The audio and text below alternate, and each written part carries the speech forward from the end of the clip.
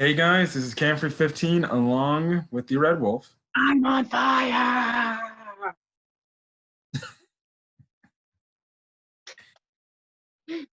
So sorry, guys. Well, Just technically, that really did happen to a lot of people in the city yeah. in this episode. So, yeah.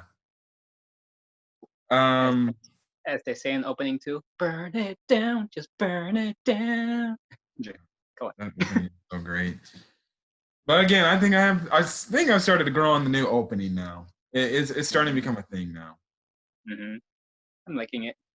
But anyways, guys, we're here with another Fire Force Season 2 review. And what some people might think is the best episode of Season 2, Episode 4. Because we got a lot of action this episode and a lot Yeah. of crazy things going on. It also looks like the Fire Force Company, they really do need reinforcements. Thank goodness the reinforcements actually did show up. Otherwise, they would all been screwed. And Inca, she what, is. what can I say about Inca? What Yeah, does she want in her life? she's definitely a masochist. She's definitely that type of person. She just obsesses over things like that. So yeah. Anyways, let's get to it. So the episode is just starting off from where we just left off, and it's just it. Listen, people are just turning into infernals, and the infernal numbers are just increasing. You just see random people on the street just start turning infernal, and that's mostly because one old There, crown chick. I keep forgetting her names, but I think her name is Hamea or something like that. Um, she's doing that because the little insect, if you remember from last season in her class and stuff. If you don't remember, heck, I forgot she could even do that. But she's doing that, which is not good. And they're doing an over search of this. And there's just more people just turning infernal, more guys turning infernal, and just it's bad. people are also. It's also said that they were using insects to do it too. So. Oh, that's what I said. I said they were using the insects too. Mm. So, obviously there are like many people just turning. I just find it so it's crazy too, just to like see the reactions of the other civilians' faces. Like, this one civilian's like, please put him to rest really bad. I'm like, Jesus, your husband just turned infernal and you're not like all like, no. You're That's just what. That's why no. That's why she's doing it because she doesn't want him to suffer anymore. Yep. So, anyways, because of this, Captain Obi tells Arthur, go find Plasma Girl and go push doctor her. So she doesn't do that stuff no more. Now, this is when we get the interesting scene with Inca on what she, you know, you can go on and talk about what Inca's thing in this episode is. Because let's just say Inca has kind of a minor role so compared to last week, but so you can talk about the Inca thing on this episode. This episode, we're kind of just going to go around because there's a lot that happened in this episode. So, yeah. Okay, what can I say? She doesn't want to go with either uh Shinra or the other guy. I forgot his name. Um Charon. yeah. She's all like she doesn't want to be kept safe. She wants to be living in a place full of, I don't know. Essentially, What's what the was in her what's the backstory. Yeah, she wants Or to what be. is it? I actually got the quote. I actually have the quote. She wants to live somewhere that scares the living daylights out of her. If that doesn't scare you, I don't know what that says. Because she's crazy. Because there was a point when she says that to Shira, and she's like, "What is wrong with her?" Yeah, my thoughts exactly. We also see those her crazy eyes light up and give like, I guess you can say the way her eyes, her pupils look like a symbol from the world up a symbol in One Piece as well. The one dot and the four dots on the outside. I was like, this girl is insane. She ain't listening to nobody. Mm-hmm. So I don't know what they're gonna have to do to try to convince her because she is not listening whatsoever. Well, right now she's already captured. Well, yeah, she's technically captured. So yeah. Um, Anyways, we actually cut to what Hinwa and Vulcan are doing. And essentially Vulcan with his little VR set, he's just alerting Hinwa about the Infernos coming in, that there's more. They can't do anything about it. And they're also working alongside other firefighters, just regular firefighters. They're just essentially putting water on them to, I guess, stun them. Because right now the thing is, the sister Iris, she ain't there. She isn't there to do her prayer, her Lawton prayer, to make sure their souls don't go to, or so their souls, don't suffer no more, and they go to rest. Which, you think this company would have more than just one sister on their crew. You'd think they would at least have two. Now we do get a funny little scene with Tamaki, who dresses up as a sister because she can do that as well because of her training in the first. But then we get a very, well, some people might say overdone fan service scene, but it's kind of been the trope of Tamaki, is she gets herself or puts herself in these trip situations where these very fan service scenes where she gets literally half naked. Oh, Um, more than half naked. yeah. So I guess I can say this. I'm gonna talk about this a little bit. Um, and even Denzel will talk a little bit about his thoughts on this. So my thing is, do you think, because especially if you are fans of SAO as well, it's always been a topic about fan service. Is this like, are we getting too much fan service at the wrong time or the wrong place? Now, I think fan service in anime is fine. I think here it definitely didn't need to happen because of the situation, but I see that they're doing it for laughs and giggles. It didn't really affect me. I honestly was just laughing out loud, like, are you kidding me? Of course. But you have some people are like, you'll have some of those people that are like, why? They're in a serious situation. We do not need this right now. It's the same thing with the SAO stuff where, 2 weeks ago, Lifa got her little questionable scene, and there was a lot of people that raged about that scene. So I guess my question to you, Denzel, is, I guess, what are your thoughts on this fan service scene, and what are your, I guess, thoughts on fan service as a whole? To be honest, I've I've seen a lot of anime enough to like get used to those kind of scenes, including the Lifa scene. Because honestly, I'm not. Yeah, right now I'm not really that affected by it. I mean, it's funny, obviously, but I don't see why people are raging too much. I mean, if they're anime fans, they should know by now what to expect. Yeah, because I know I did watch somebody react, and I think he spent like a good 3 or 4 minutes talking about that one scene about Tamaki.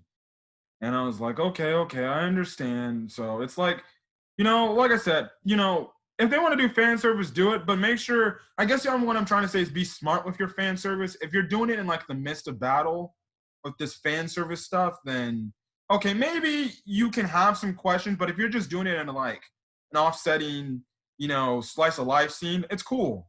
But, some people, to each his own, some people like it, some people don't like it. I guess that's your question of the day, guys. So your thoughts on fan service and stuff like that. So I didn't really mind the Tamaki scene. I honestly just laughed and giggled, especially the comments Hinwa and Vulcan made. Like, they were like, "Are you serious?" Everything else fell off, but her little top part didn't. Which I was like, that is a good question, but hey, it's funny. And she's all covered up and everything. Um, even before she shows up, we get this crazy new little infernal baddie called a demon infernal. At first, I thought when I first saw it, I saw the horn. I'm like, "Are you kidding me? It's gonna be an infernal that looks like damn near Pegasus." But no, this thing is a straight up human-looking thing with a freaking horn on his head, like he's Rhino from Spider-Man. And I was like, what? We later find out what a demon infernal is essentially somebody who has an Adola burst just transform into an infernal. So essentially an upgraded infernal, which is pretty scary. Yeah. And like I said, Tamaki shows up to take the role of doing the prayer because Iris is occupied with Obi. Although way before this, Quinoa and Vulcan were with Captain Obi. I don't know why they just didn't take Iris with her and be like, hey, we're going to take on more Infernos. Could you come with us? Which, again, raises my question. You think you would have more than one sister on your Fire Force squad with a limited amount of people you have on your squad? You have your enforcers in terms of Arthur, Shinra, and Maki, even though Maki does literally next to nothing in this episode. She's kind of just doing search and watch, honestly. So yeah. Anyways, we cut to the scene, we cut back to the battle, and the Infernos are ganging up on Vulcan, and Vulcan looks like he's about to kick the bucket. Next thing you know, we see a familiar face from Company 1, and that is Lieutenant Charon.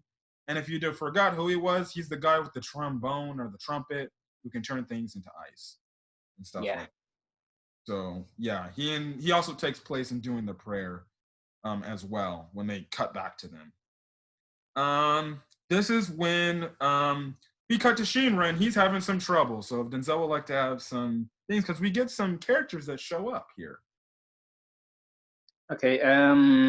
So yeah, Inca ran away pretty much after giving an explosion to both Shinra and what's his face. Charon. I understand these characters are forgettable. Yeah, I'm not really good with Japanese names, ish. Okay, as I was saying, yeah, Shinra is like suddenly gets surrounded by all those other guys in his squad, and Shinra gets pinned down, and then suddenly he gets saved by a certain bubblegum user. And we're talking about Kirishiev, and he's from the fifth company. But go on next. And what's the other guy's name? The other guy's name is Juggernaut, which is the long, tall guy who can fire into the one. That's the name I should have remembered because his name is pretty easy. Yeah. So, did you want to talk about that crazy scene where they went through the walls? You should go first. You should go. You should do it.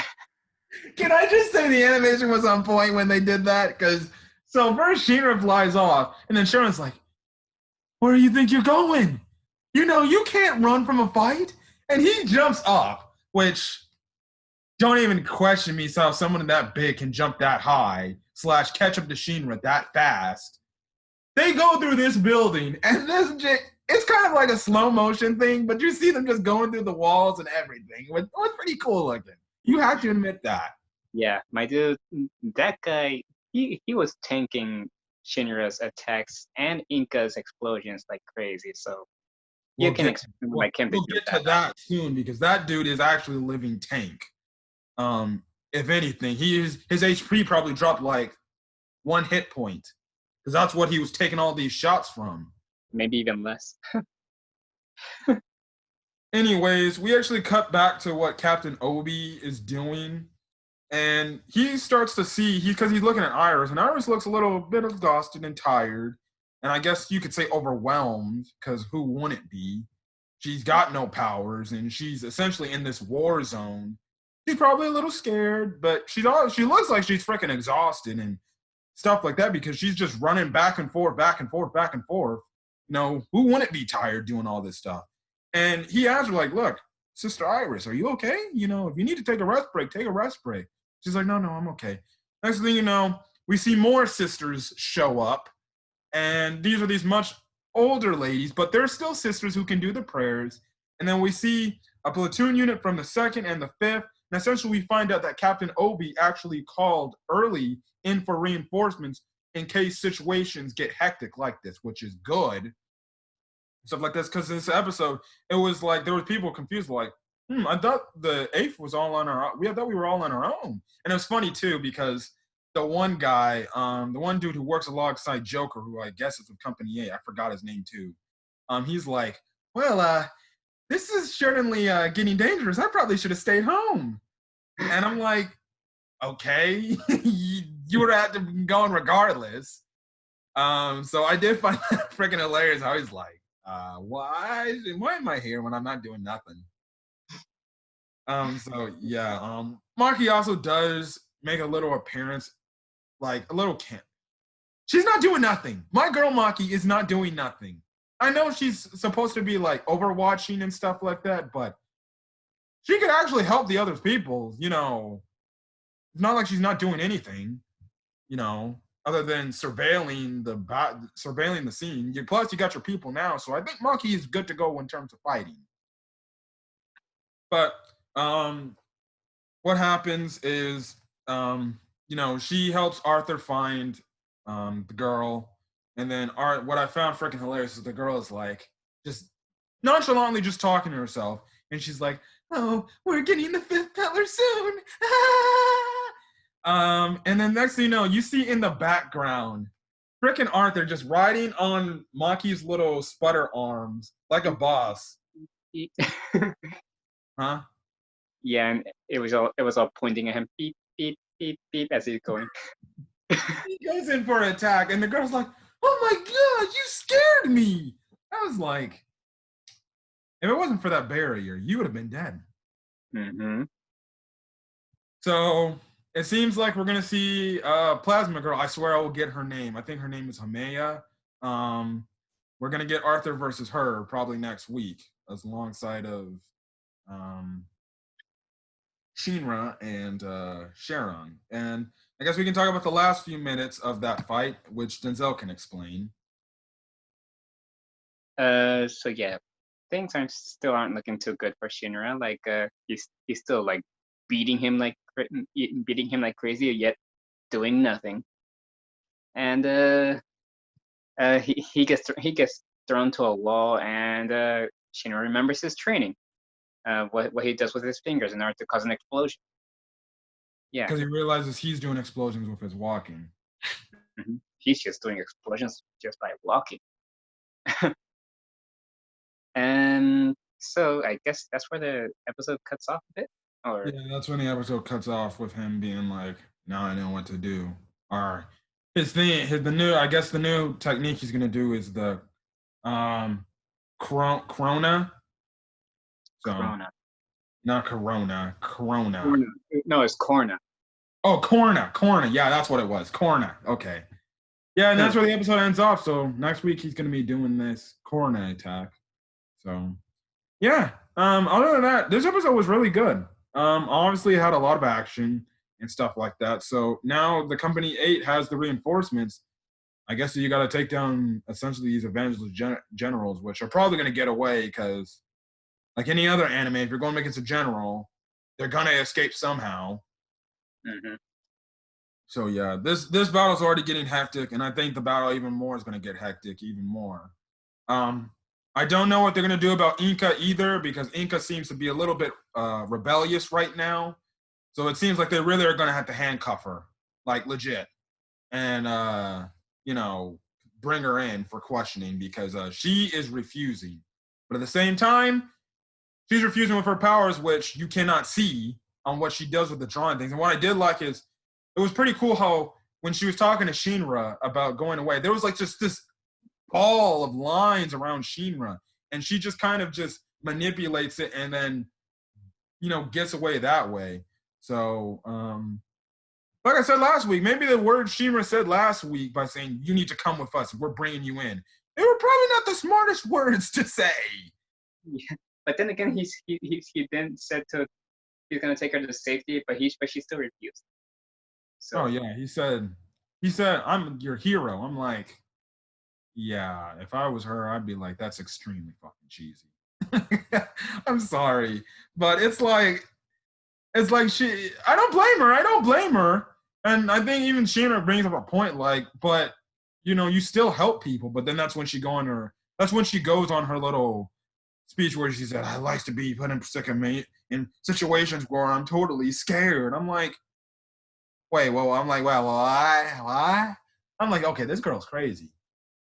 I was like, you like to be put in these situations where you get scared the living daylight out of, but you ain't. I don't know. Inka is just a strange character. She's your typical crazy girl. I can't. Well, I'll Your call it camera's frozen. protagonist for now. Go ahead with what Your you're saying, camera's buddy. frozen, Oh, your camera's frozen? and I can no longer hear you. You can't hear me? Can you hear me now? Yes. All right, sorry for that, but it doesn't matter. We were actually ending up the video anyways.